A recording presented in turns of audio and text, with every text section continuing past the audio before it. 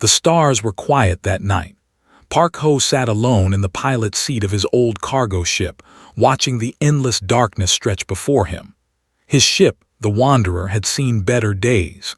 The metal walls were scratched and dented from years of hard work, but she flew true, and that was all Ho needed. He was 32 years old. Once, he had been a military medic, saving lives on battlefields across 3 different planets. Now he moved cargo between distant worlds. It was lonely work, but he preferred it that way. The universe was vast, and most of it wanted to be left alone. Ho understood that feeling. His crew was small. His communications officer had known him since childhood. She had bright eyes and a sharp tongue, and she was the only person who could make Ho laugh anymore. Was his engineer, an older man with gray hair and hands that had fixed 1,000 machines. He treated the ship like his own child and complained about everything, but he would die before abandoning the crew. Tonight, both of them were sleeping. Ho had taken the night watch alone. He liked these hours when the ship was silent and the stars were his only company. Then the signal came. It started as a soft beeping on his console. Ho frowned and leaned forward. The sound was strange. It was not the normal pattern of a trade beacon or a navigation marker. This was something different, something desperate. He traced the signal's origin. It came from deep space, far beyond any mapped territory. No human ship had ever traveled that far. No human should even be able to receive a signal from that distance. But there it was, beeping, calling, waiting. His voice crackled through the internal speakers. She had woken up. Of course she had. She always knew when something was wrong. "Ho, what is that sound?" she asked. "A distress signal," he replied, "coming from somewhere we've never been." "Then we should ignore it." He knew he should. Every rule of space travel said to avoid unknown signals. They could be traps. They could lead to pirates or worse. The smart thing was to keep flying and forget he ever heard it. Ho changed course toward the signal. Appeared in the doorway of the cockpit, her arms crossed. "You're going to get us killed." "Maybe," he admitted, "but someone out there is asking for help." Someone or something. He did not answer. He did not know. The journey took 6 hours. Woke up halfway through and complained loudly about being dragged into the unknown. But he did not try to stop Ho. None of them did. They had followed him into danger before. They would follow him again. When they finally arrived, Ho's breath caught in his throat. Before them floated a ship unlike anything he had ever seen. It was enormous, larger than any human vessel ever built. Its surface was made of something that looked like crystal, pale blue and glowing softly in the starlight. Beautiful patterns covered its hull, swirling like frozen waves. The ship looked ancient. It looked alive. And it looked like it was dying. Parts of the crystal had gone dark. Cracks ran along the surface like wounds. The glow was fading in places, leaving patches of cold, dead gray. "What is that?" whispered. No one answered. No one knew. A beam of light shot out from the crystal ship and wrapped around the Wanderer. Ho grabbed the controls, but they did not respond. The light was pulling them in. "We're being taken," said, her voice tight with fear. "Everyone stay calm," Ho ordered, though his own heart was racing. "Whatever happens, stay together."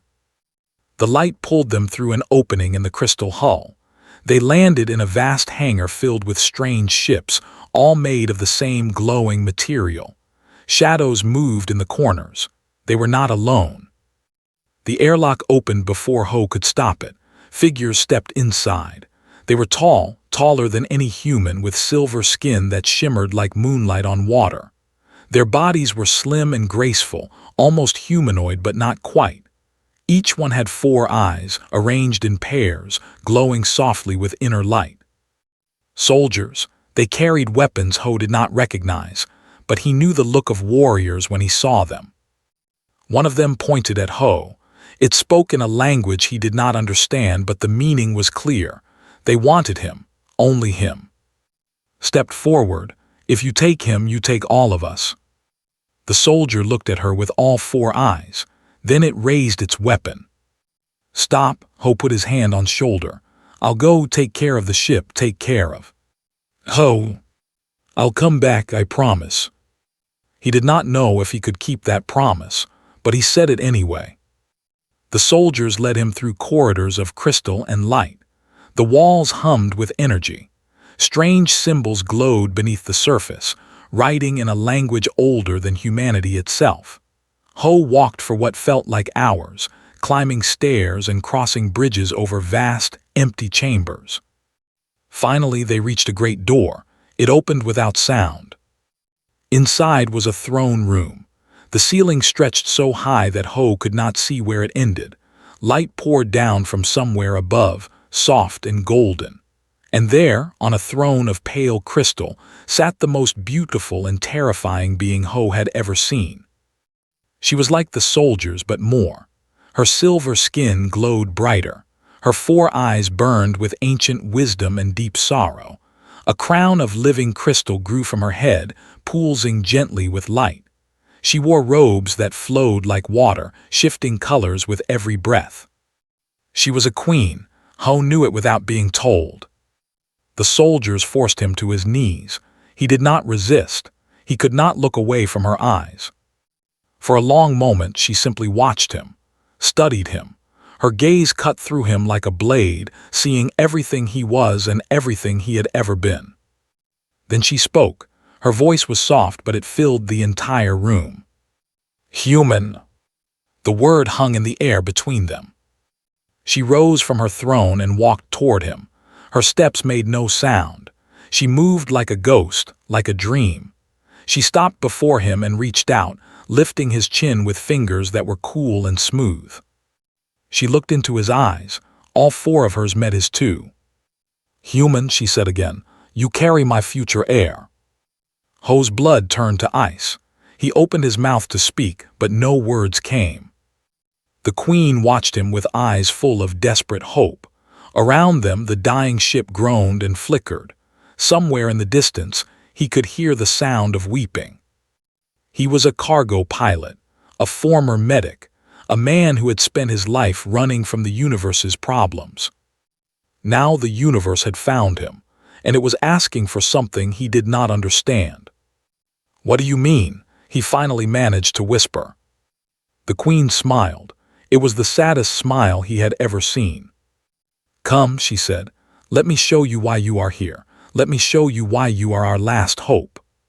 She turned and walked toward a door hidden behind the throne.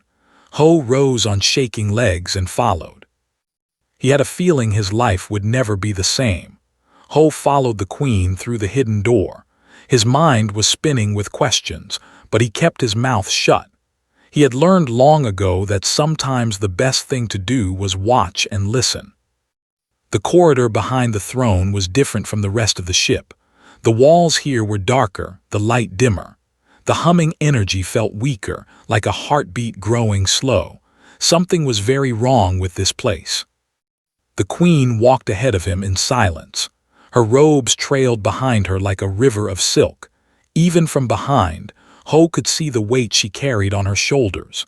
She moved like someone who had been tired for a very long time.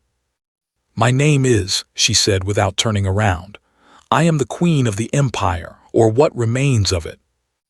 "I'm Park Ho," he replied. "I'm nobody, just a cargo pilot." "You are much more than that, but you do not know it yet." She stopped before another door. This one was sealed with glowing symbols that pulsed like a dying heartbeat. Placed her hand against the surface and the symbols faded. The door opened. The smell hit Ho first. It was the smell of sickness, of death, of something rotting from the inside. Beyond the door was a vast chamber filled with rows upon rows of small beds. Each bed held a cocoon made of the same crystal as the ship. Inside each cocoon, Ho could see tiny shapes, bobbies, children who had never been born. They were all dead. The cocoons were dark and cracked. The little bodies inside had stopped growing long ago. Some of the beds were empty, the cocoons already removed. Others held mothers who sat beside their dead children, their 4 eyes empty of tears because they had cried them all away. Ho felt his stomach turn. He had seen death before. He had held dying soldiers in his arms and watched the light leave their eyes. But this was different. This was the death of an entire people. "This is what we have become," said quietly, "the last generation of the—" She led him deeper into the nursery. With every step the horror grew, thousands of beds, thousands of dead children, thousands of grieving mothers who had nothing left to hope for. "100 years ago we were a great empire," continued. "We ruled 1,000 worlds. Our ships crossed the galaxy. Our people numbered in the billions. We were proud, perhaps too proud." She stopped beside a window that looked out into space. In the distance, Ho could see other ships floating in the darkness. They were all crystal vessels like this one, and they were all dying. Then the plague came. "What kind of plague?" Ho asked. "A genetic plague. It attacked our males first. Within 1 generation every male became sterile. They could not father children. We tried everything. Our scientists worked for decades. Nothing helped. The plague had rewritten our blood itself." She turned to face him. Her 4 eyes were filled with pain. "Do you understand now, human? We are not dying from war or famine. We are dying because we cannot have children. Every you see on this ship in this fleet, they are the last. When they die, our people die with them. Our history, our culture, our dreams, all of it will disappear like we never existed." Ho's throat was dry. "Why are you showing me this?" "Because I need you to understand why I summoned you. Why I sent that signal into the void and prayed that someone would answer." She reached into her robes and pulled out a small device. It projected an image into the air between them. The image showed a strand of something complex, twisting and turning like a living thing. "This is your DNA, Park Ho, human DNA. Our scientists have studied your species for years, hopping to find a cure. Most human genetics are useless to us. Your blood and ours are too different." The image changed. The strand began to glow with golden light. "But yours is different. 1 human in 10 million carries a special marker, a piece of genetic code that can bond with blood. It can heal what the plague has broken. It can restart our ability to have children." Ho stared at the glowing strand. His own blood, his own genes, something he had carried his whole life without knowing. "You are that 1 human, Ho. You are compatible with me, with my royal bloodline. If you bond with an egg, that egg will grow. It will become a child, a healthy child who can have children of their own. You want me to be a father to your child. I want you to save my people." The words hung in the air. Ho looked at the queen, then at the rows of dead cocoons, then back at the queen. "No." Did not react. She had expected this answer. "I'm sorry for what happened to your people," Ho said. "It's terrible. It's the worst thing I've ever seen, but I'm not a piece of meat. I'm not here to breed like an animal. I won't do it." "I understand your anger." "Do you? You kidnapped me. You dragged me from my ship. You showed me all this horror and then told me I have to give you a baby. What did you expect me to say?" "I expected you to refuse, at first." Ho turned to leave. "Send me back to my ship. We're done here." "Before you go, there is one more thing you should know." He stopped but did not turn around. "The plague was not natural," said. "It was created, a weapon designed by our enemies, the Dominion." Now Ho turned. "Someone did this to you on purpose. They wanted our worlds. They could not defeat us in war, so they found another way. They poisoned our blood and waited for us to die. When the last is gone, they will claim our territories." "That's genocide." "Yes." Walk toward him slowly. "They do not stop, Ho. They do not show mercy. When they are finished with us, they will look for new victims, new territories to conquer, new species to destroy." She stopped in front of him. Her 4 eyes looked into his. "Your people live close to space. Your Earth, Your colonies. When we are gone, they will turn their eyes toward humanity. They will do to your people what they did to mine."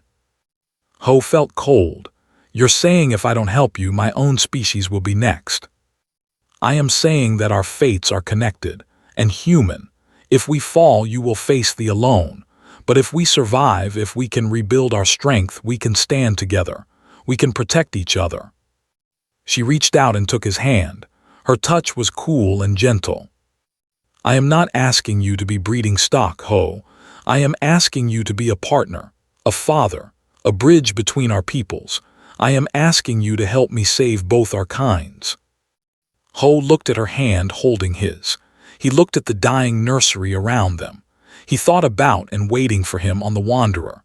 He thought about Earth, about the billions of humans who had no idea that an enemy was waiting in the darkness. He did not trust this queen.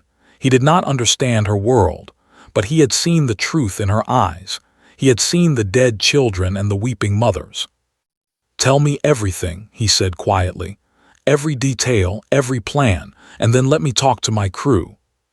Smiled. For the first time, it was not a sad smile.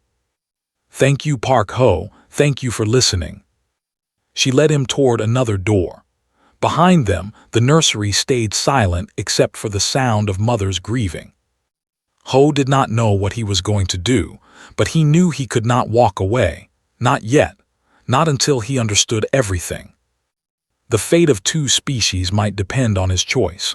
3 days passed on the crystal ship. Ho spent most of that time with his crew, talking through everything he had learned. Did not trust thought the whole thing was a trap, but neither of them could argue with what they had seen. The dying ship, the dead children, the grief that filled every corridor like a fog. Had hacked into the archives during their first night. She found records that confirmed everything Queen had said. The plague was real. The Dominion was real. And the genetic marker in Ho's blood was the only hope that had left. "This is insane," said on the 3rd morning. They were sitting in the small room they had given them, eating strange food that tasted like nothing Ho had ever tried before. "You're actually thinking about doing this?" "I'm thinking about a lot of things." "She wants you to father her child, an alien child. Do you understand how crazy that sounds?" "I understand." "Then why aren't you running?" Ho was quiet for a long moment. He looked out the window at the stars beyond. Somewhere out there was Earth, his home, the place where he had grown up, learned to fight, learned to heal, learned to survive. "Because I've spent my whole life running," he said finally. "From the war, from my past, from anything that might make me feel something. And where has it gotten me? I move boxes between planets. I sleep alone. I have 2 friends in the whole universe, and I dragged both of them into this mess." He turned to look at. "Maybe this is why. Maybe this is what I was supposed to find. Or maybe this is where you die." "Maybe, but at least it would mean something." Who had been silent until now, let out a heavy sigh. "You've already decided, haven't you?" "I want to hear the full plan first, but yes, I think I have." Stood up and walked to the door. She stopped there, her back to him. "If you do this," she said quietly, "I won't leave you. Neither will we're your crew. We stay together." "Just don't die, idiot." She left the room. Ho smiled despite everything. Some things never changed. That afternoon, Queen summoned him to a garden deep within the ship. Ho had not known the ship had gardens, but when he arrived, he found a vast space filled with silver trees and glowing flowers. A stream of clear water ran through the center, and the air smelled sweet and clean.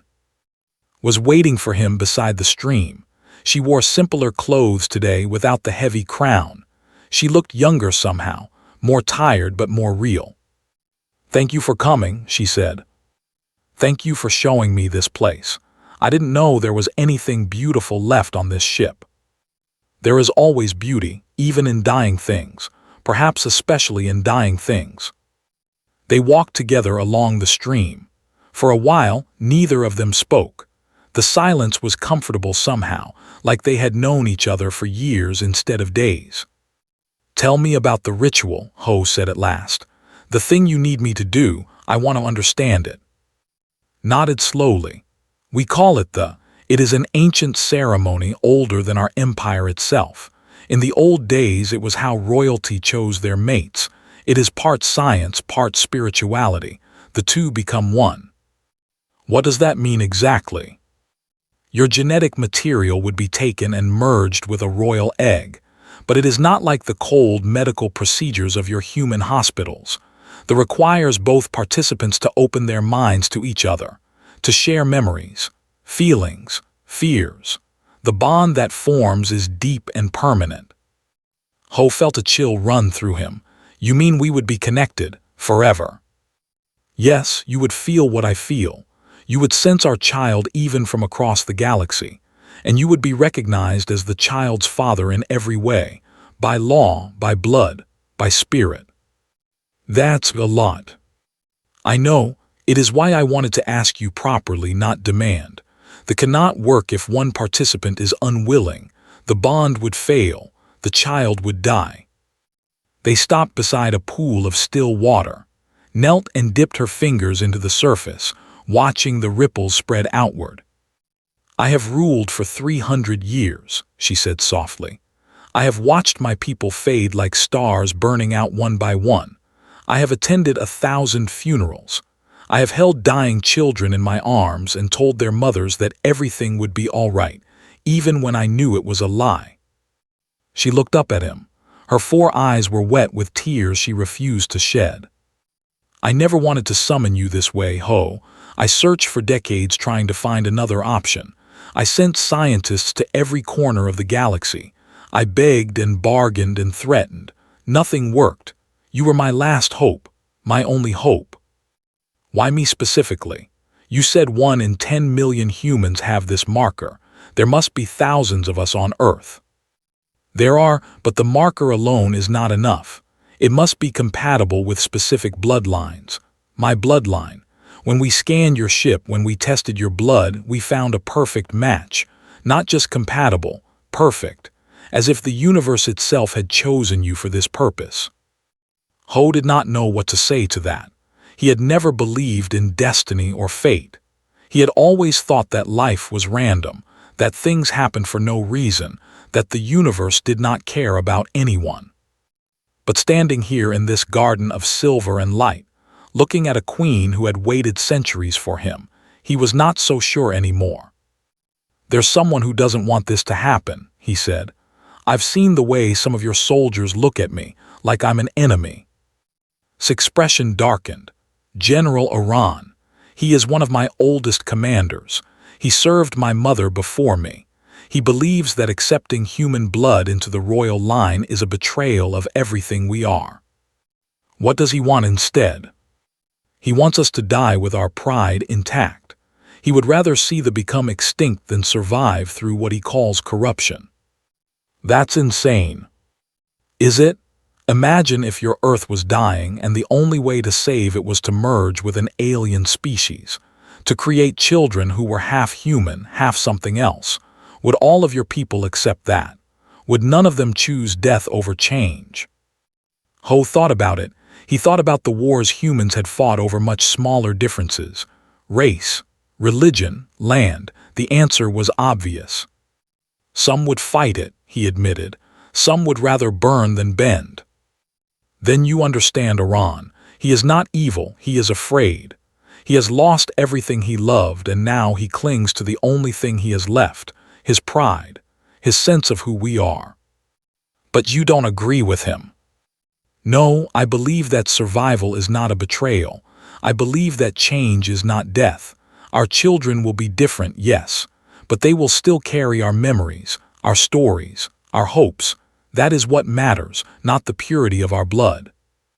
She stood and faced him. In the garden's soft light she looked almost human, almost fragile. I will not force you, Ho. If you wish to leave, I will let you go. I will even give you supplies and coordinates to help you return to human space safely. But I ask you from my heart to stay, to help me build something new from the ashes of something old. Ho looked at her for a long time. He thought about his empty life, his years of running, the feeling that had haunted him since he left the military, the feeling that he was meant for something more. Maybe this was it. Maybe this was his purpose.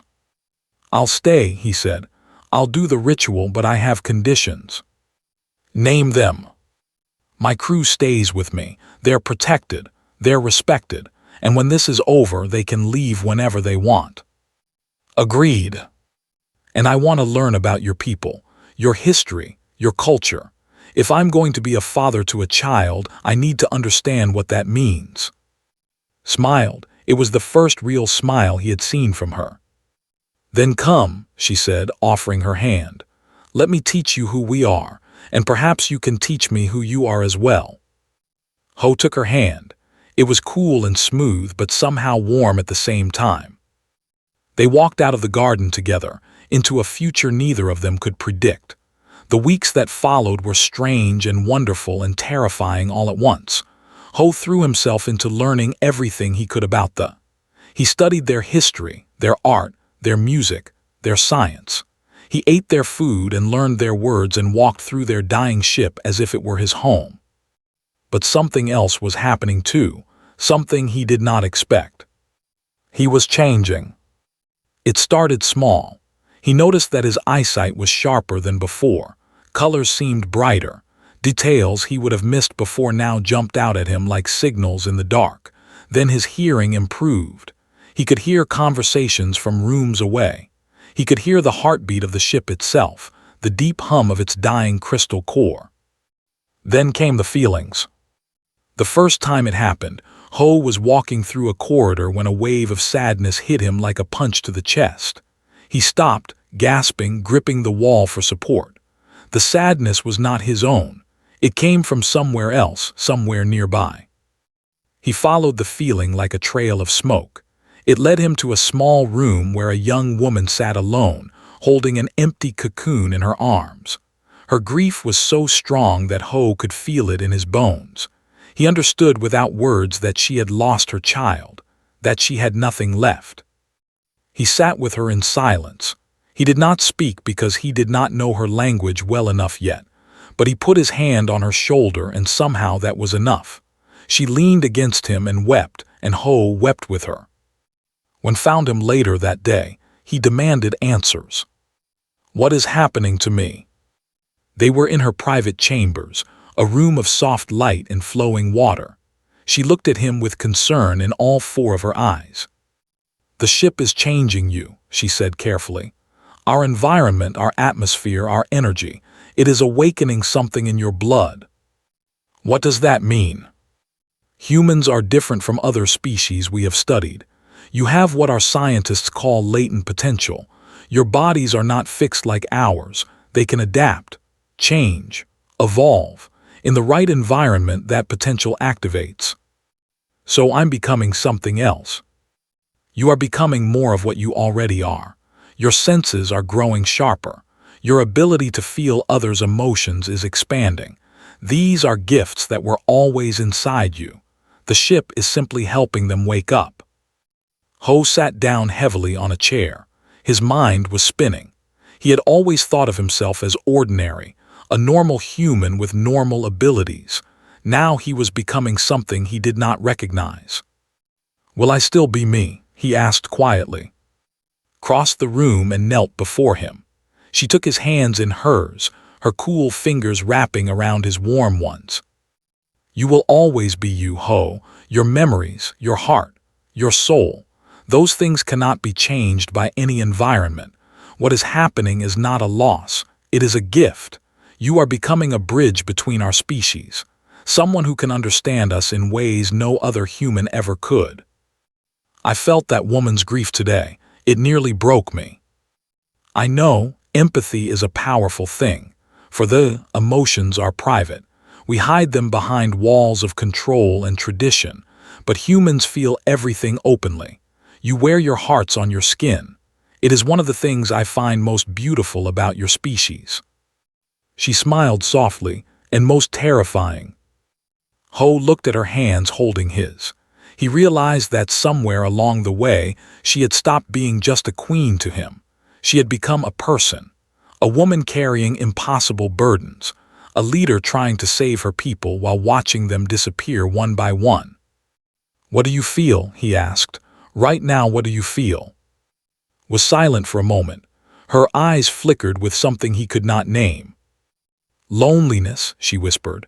"I have felt it for 300 years. My mother died when I was young. My father vanished in the plague. I had no siblings, no close friends. A queen must be strong for her people. She cannot show weakness. So I locked my heart away and forgot where I put the key." "That sounds like a prison." "It is, a beautiful prison made of crystal and duty." Ho reached up and touched her face. It was a bold thing to do, but it felt right. She leaned into his touch, closing her eyes. "You're not alone anymore," he said.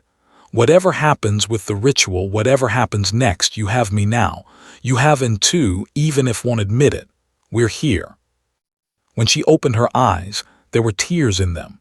Real tears that ran down her silver cheeks like rivers of starlight. "Humans," she said softly, "how do you do it? How do you feel so much and still survive?" "We don't always survive. Sometimes the feelings destroy us, but we try anyway, we love anyway, we hope anyway, because what's the point of living if you don't feel anything?" He smiled at her.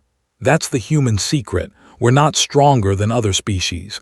We're just too stubborn to stop caring." That night they talked until the artificial dawn lit up the crystal walls, told him about her childhood, about the mother who sang her to sleep, about the father who taught her to rule.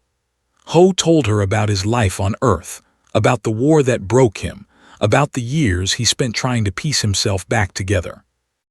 They found that they were not so different after all. Both of them had lost everything. Both of them had kept going anyway. Both of them had forgotten how to hope until they met each other. Meanwhile, watched everything with worried eyes. She found Ho the next morning sitting alone in the garden, staring at nothing. "You're falling for her," said flatly. "I don't know what I'm feeling." "Yes, you do. You've always been a terrible liar." Ho sighed. "Is it so wrong? Is it so crazy to care about someone who's shown me nothing but honesty?" "She's an alien queen, Ho. She rules what's left of an empire. When this is over, what do you think happens? You live happily ever after in a crystal palace." "I don't know. I haven't thought that far ahead." "Well, start thinking, because you're about to bind yourself to her forever. That ritual she talked about, it's not a contract you can break. It's not a marriage you can divorce. It's permanent, eternal. Are you ready for that?" Ho looked at his hands. He could still feel the echo of his touch on his fingers. "Maybe I'm not ready," he admitted, "but I think I'm supposed to do it anyway. Does that make sense?" Sat down beside him with a heavy sigh. "No, it doesn't make any sense, but I've known you since we were kids and you've never made sense. You always follow your heart, even when your heart is being stupid." She punched his shoulder lightly. "Just promise me you'll be careful, that you'll think with your head at least some of the time." "I promise." "Liar." They sat together in comfortable silence, watching the silver trees sway in an artificial breeze. That evening came to Ho's room. She stood in the doorway, hesitating like she was afraid to enter. "The ceremony is in 3 days," she said. "My council has approved it. The preparations are complete." "Are you scared?" he asked. "Yes, are you?" "Terrified." She smiled sadly. "Then we are the same." She turned to leave but stopped. Without looking back, she spoke in a voice so soft he almost missed it. "You could still leave, Ho. I would not stop you. I would not blame you. This is not your world. These are not your people. No one would think less of you for walking away." Ho crossed the room and put his hand on her shoulder. She turned to face him, her eyes wide with something that might have been fear or hope or both. "I'm not walking away," he said. "Not from this, not from you." "Why?" "Because I've spent my whole life running from things that matter. I'm tired of running. I want to stay. I want to fight. I want to help you build something worth believing in." She reached up and touched his face, mirroring what he had done to her the day before. "Then we face whatever comes together," she said. "Human and one heart in two bodies." "One heart in two bodies," he repeated. It sounded like a promise. It sounded like a vow. Ho realized that he had never been more afraid in his life, and he had never felt more alive. The night of the ceremony arrived under the light of 3 moons. The dying fleet had gathered around the Queen's ship, forming a ring of crystal and hope in the darkness of space. Thousands had come to witness the moment that might save their species. They filled the great hall until there was no room to breathe. Ho stood at the center of it all, dressed in ceremonial robes that they had made for him.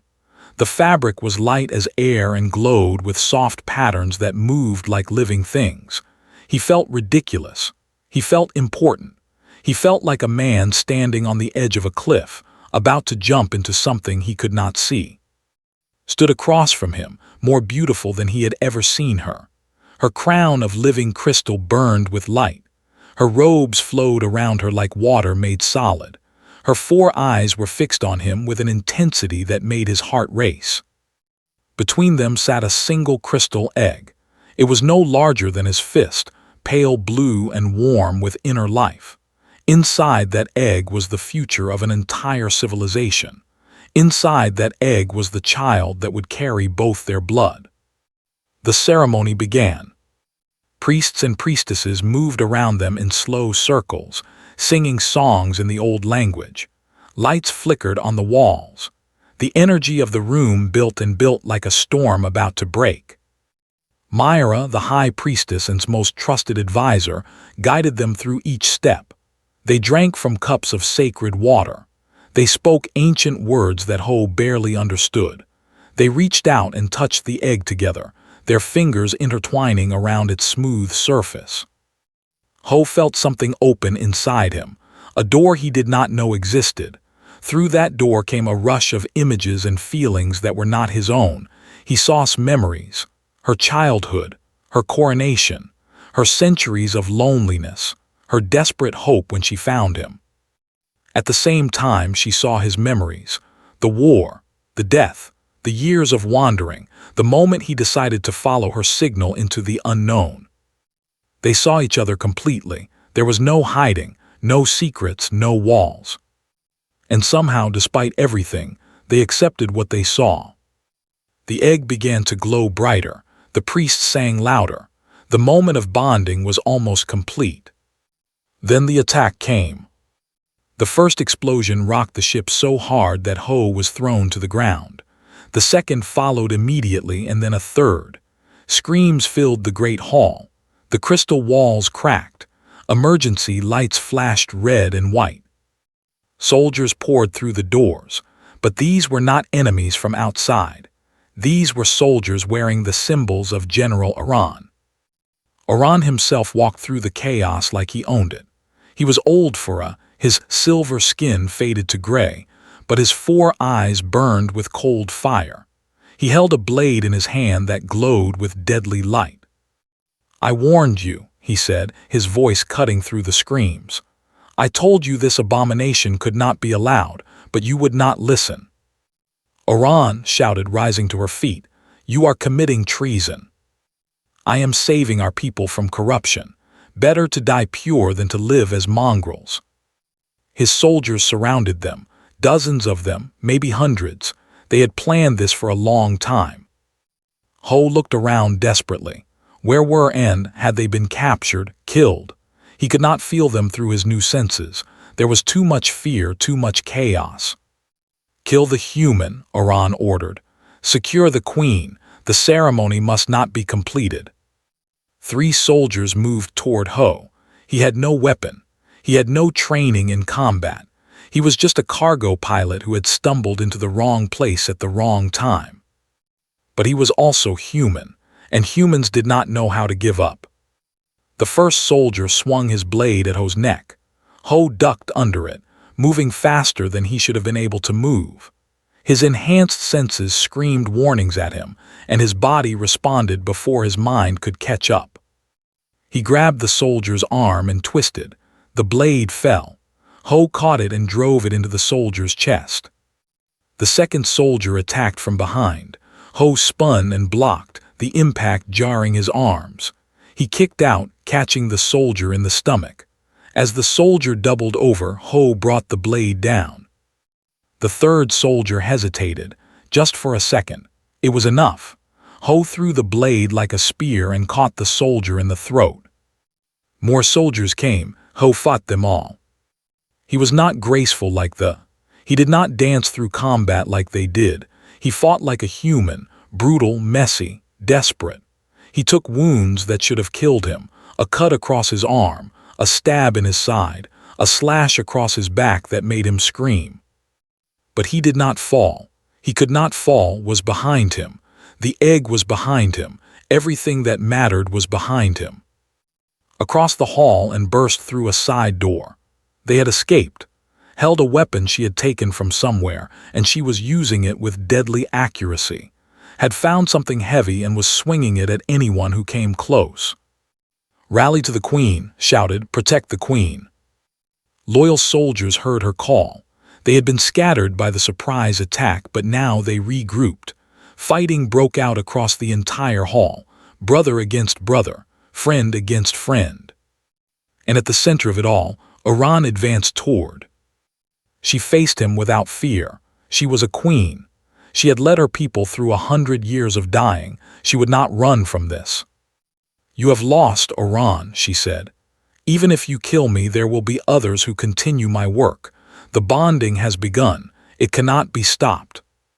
Then I will destroy the egg. I will burn this ship. I will make sure nothing survives." He raised his blade. Ho hit him from the side like a freight train. They crashed to the ground together, rolling across the cracked crystal floor. Ho's wounds screamed in protest. Blood poured from his side, but he kept fighting. Iran was stronger than him, older, more experienced.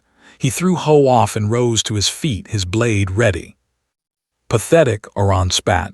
"This is what you have chosen to save us, this weak, bleeding animal." Ho stood up, his legs shook, his vision blurred, but he stood. "You know what's funny about humans," he said, his voice rough with pain. "Everyone thinks we're weak, we're small, we're fragile. We don't have claws or fangs or 4 eyes or crystal ships." He took a step forward, then another. "But we have something else. We don't know when to quit. We don't know how to stop. You can cut us, break us, burn us down to nothing, and we'll still keep coming." Iran swung his blade. Ho caught it with his bare hands. The edge cut into his palms, drawing blood, but he held on. "You call us weak," Ho growled. "But we've survived ice ages, plagues, wars that killed millions. We've been to the edge of extinction and crawled back, again and again and again." He twisted the blade out of Iran's grip. The general stumbled back, shocked. "We're not strong because we can't be hurt," Ho said. "We're strong because we can be hurt and keep fighting anyway." He drove the blade into Iran's chest. The general fell. His 4 eyes went wide with disbelief. He tried to speak, but no words came. He died staring at the human who had defeated him. Ho collapsed to his knees. The world was fatting around him. He had lost too much blood. He could hear screaming his name, but she sounded so far away. Reached him first. She pressed her hands against his wounds, trying to stop the bleeding. "Stay with me," she said, her voice cracking. "Don't you dare die, you idiot, not after everything." "The egg," Ho whispered. "Is the egg safe?" "It's safe, has it? It's glowing. The ceremony worked." Ho smiled. It was a weak smile, barely there. "Good," he said. "That's good." Then everything went dark. Ho drifted in darkness for what felt like forever. There was no pain in that place. No fear, no worry, just endless, quiet nothing. Sometimes he heard voices, telling him to wake up, grumbling about something, singing softly in her ancient language. Sometimes he saw visions, the egg glowing brighter and brighter, something growing inside it, a heartbeat that echoed in the darkness like a drum. He did not know how long he was gone. Time had no meaning in that empty place. Then slowly, he began to come back. The first thing he felt was warmth. It wrapped around him like a blanket, gentle and strong. The second thing he felt was the heartbeat, not his own, something else, something connected to him in ways he could not explain. He opened his eyes. The room was soft and quiet. Crystals glowed on the walls with steady light. Medical equipment hummed nearby, machines he did not recognize doing things he did not understand.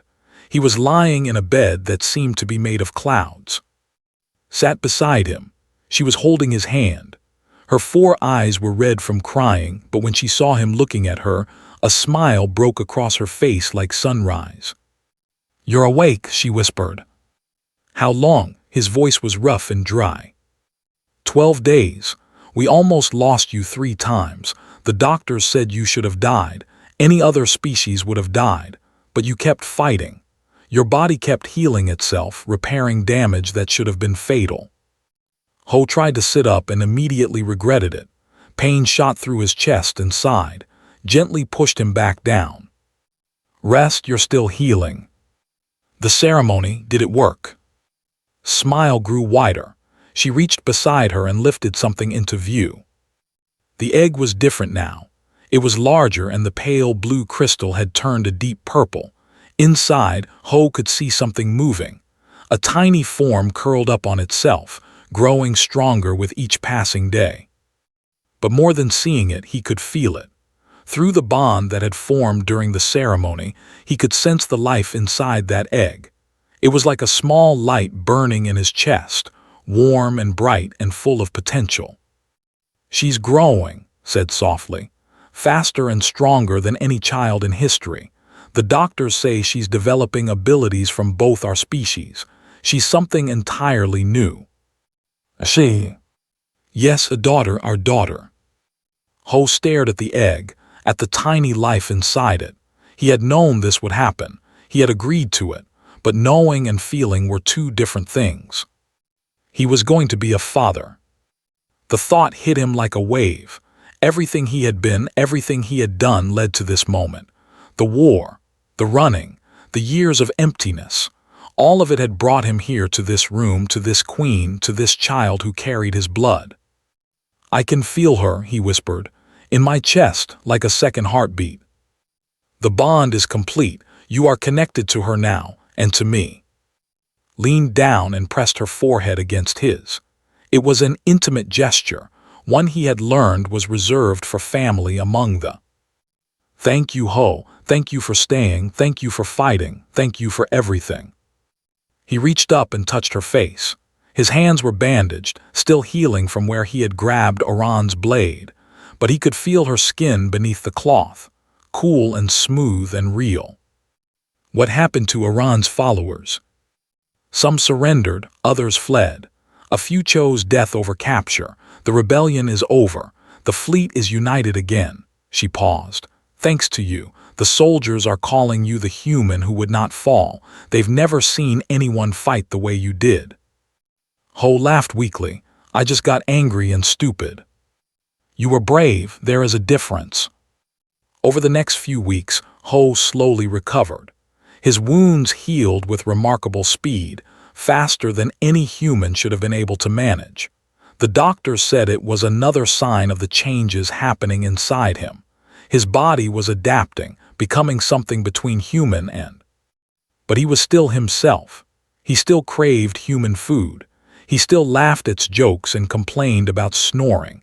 He still thought about Earth sometimes, about the blue sky and the green grass and the smell of rain. He was not losing himself. He was expanding, becoming something more without forgetting what he had always been. The egg continued to grow. Day by day, the form inside became clearer. A small body, tiny limbs, a face that was beginning to take shape. The doctors monitored everything, recording data that would change science forever. And through the bond, Ho watched it all. He felt her dreams sometimes. Simple things, soft and formless, warmth and safety and the sound of her parents' voices. She did not have words yet, did not have thoughts that he could understand, but she had feelings.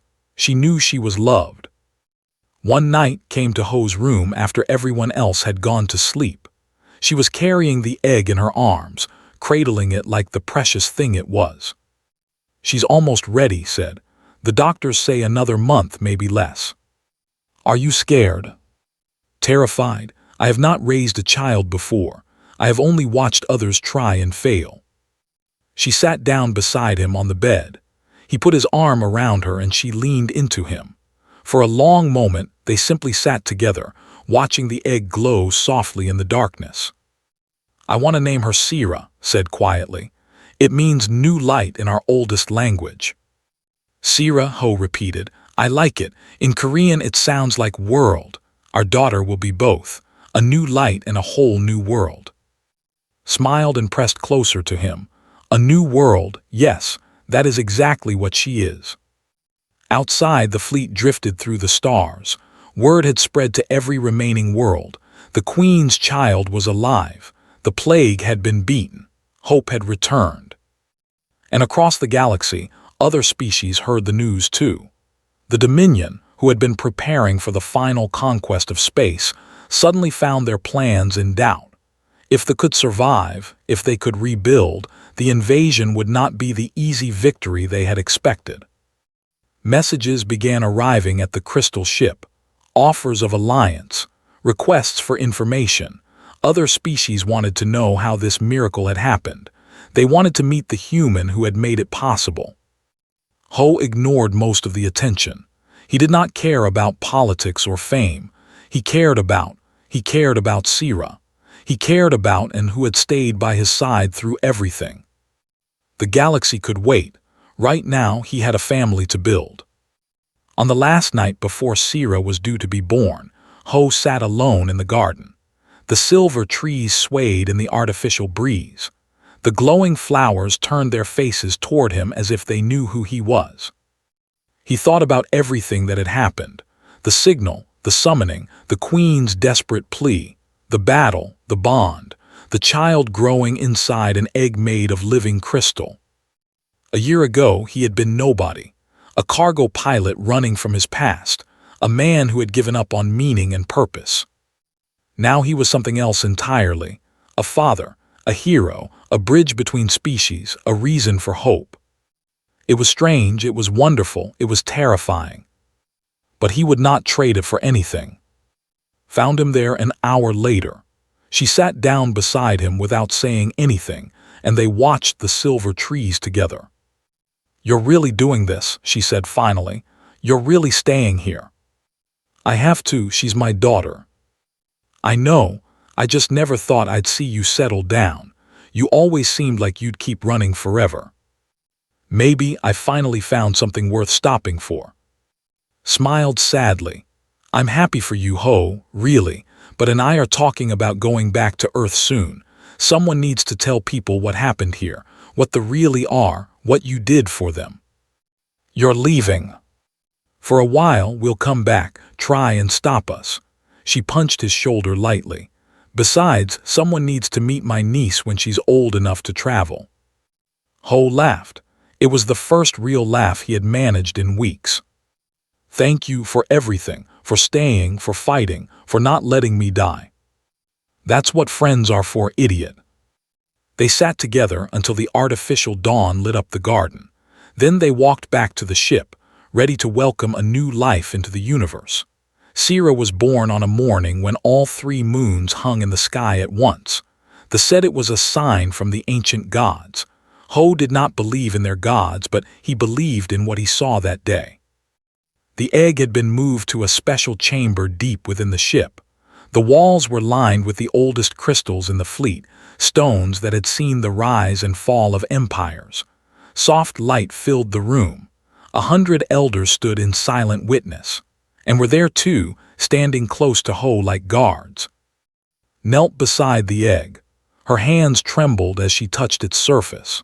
After 300 years of watching her people die, after decades of searching for a cure, after everything she had sacrificed, the moment was finally here. The egg cracked. It started as a tiny line running down the side, then another, then another. The cracks spread like roots, like rivers, like the branches of a tree reaching toward the sun. Light poured through the gaps, not the pale blue glow of ordinary crystal, but something warmer, something golden. And then the egg opened. Inside was a baby girl. She was small, smaller than Ho had expected. Her skin was silver like her mother's, but softer, almost pearly. She had only 2 eyes instead of 4, dark and deep and full of wonder. Her tiny hands reached out toward nothing, grasping at the air. She opened her mouth and cried. It was the most beautiful sound Ho had ever heard. Lifted her daughter from the remains of the egg and cradled her against her chest.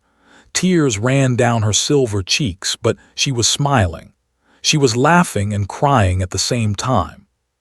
"She's perfect," whispered. "She's perfect." Ho moved closer. He was afraid to touch her, afraid she might break. But when looked up at him, her 4 eyes shining with joy, he knew he had nothing to fear. He reached out and stroked his daughter's cheek. Her skin was cool like her mother's, but her heartbeat was warm like his own. He could feel her through the bond, a bright flame burning in his chest. "Hello, Sira," he said softly. "I'm your father." Sira's eyes focused on him.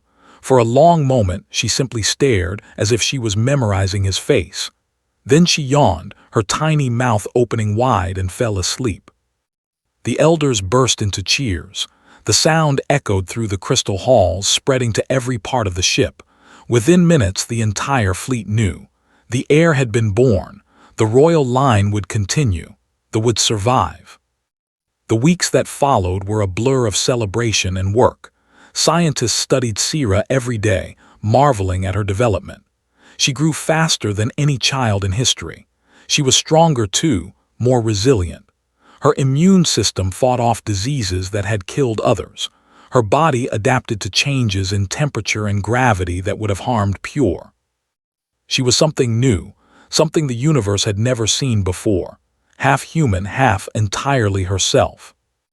And she had her father's stubbornness. The doctors learned that quickly.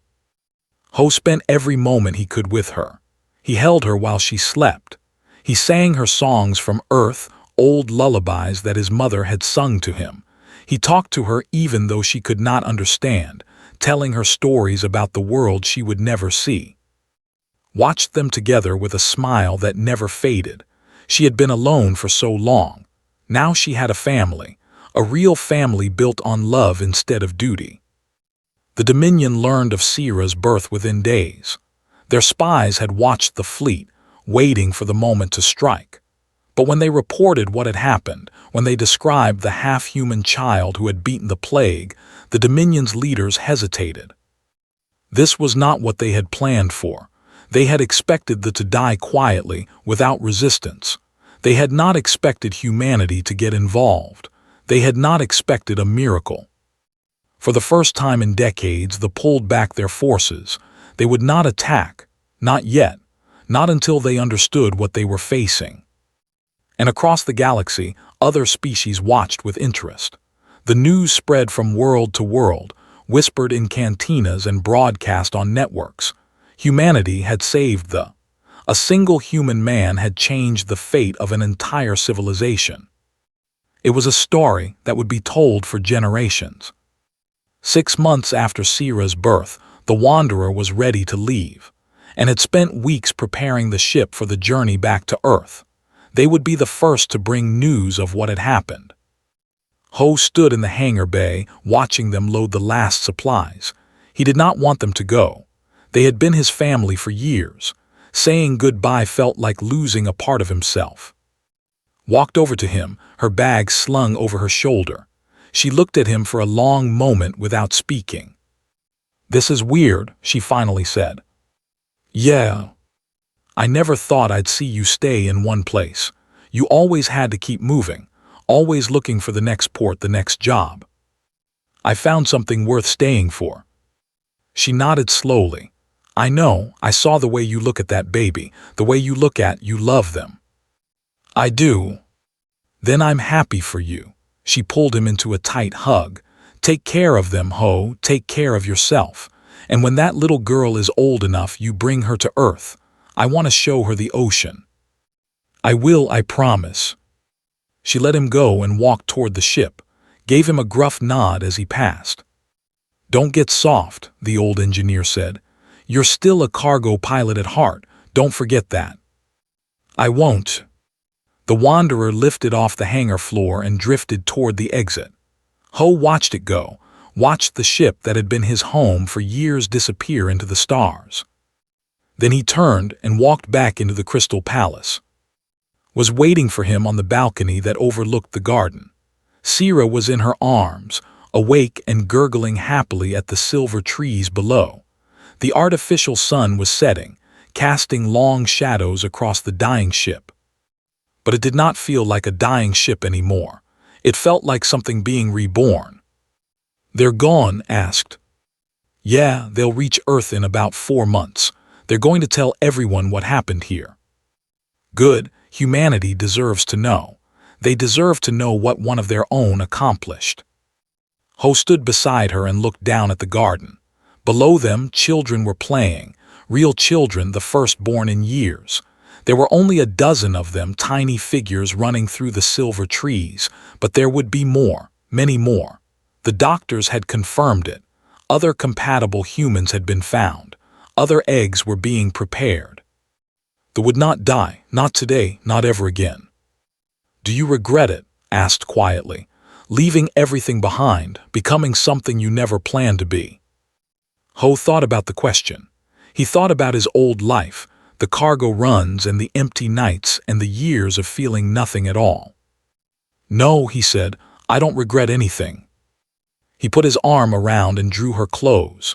Sira cooed happily between them, reaching up to grab at his finger with her tiny hand. "I spent so long thinking that my life didn't matter," Ho continued. "That I was just one person in a universe of billions. What difference could I make? What did anything I do mean?"